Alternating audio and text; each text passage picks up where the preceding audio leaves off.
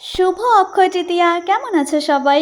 আজ আমি যাব আমার বান্ধবীর বাড়িতে পুজো উপলক্ষে, আর করছি আমার এই ভূতের মতো মুখটাতে একটুখানি মেকআপ।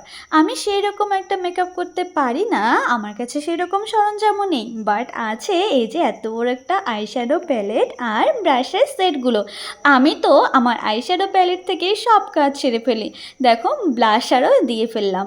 আমার ব্লাশার লাগাতে এত ভালো লাগে যে পরে নিজেরই আর ভালো লাগে না।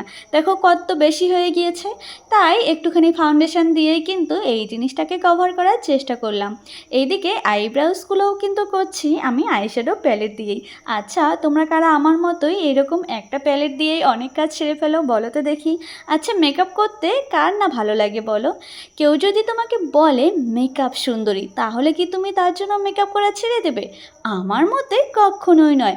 মেকআপ করলে প্রত্যেকটা মেয়েরই মনটা যেন ভালো হয়ে যায়, আর নিজেকে ভালো রাখার কর্তব্য তো সববার আছে, তাই না? লিপস্টিক ছাড়া যেন একদমই ভূতের মতো লাগছিল। আর আমার মনে হয় বাঙালি মেয়েদের সাজ এই যে চোখে বড় করে ডিপ কাজল আর ঠোঁটে লাল টুকটুকে লিপস্টিক, ব্যাস এতেই যেন সবটুকুই কমপ্লিট। যতই প্রোডাক্ট ইউজ করছিলাম ততই যেন বাদ পড়ে যাচ্ছিল। আজ কিন্তু পরলাম এই যে হলুদ টুকটুকে শাড়িটা, আর এই যে আমি এই ব্লাউজটা কিনেছি অনলাইন থেকে। কপালে দিলাম হালকা ছোট্ট একটা টিপ। তোমরা তো জানোই আমার টিপ পরতে ভীষণ ভালো লাগে। আমার ফ্রিজি হেয়ারগুলোকে একটুখানি বান করার চেষ্টা করলাম, বাট প্রতিবারের মতোই এবারও খুলে আসছিল, তাই একটুখানি গাজরা দিয়ে সিকিওর করার চেষ্টা করেছি।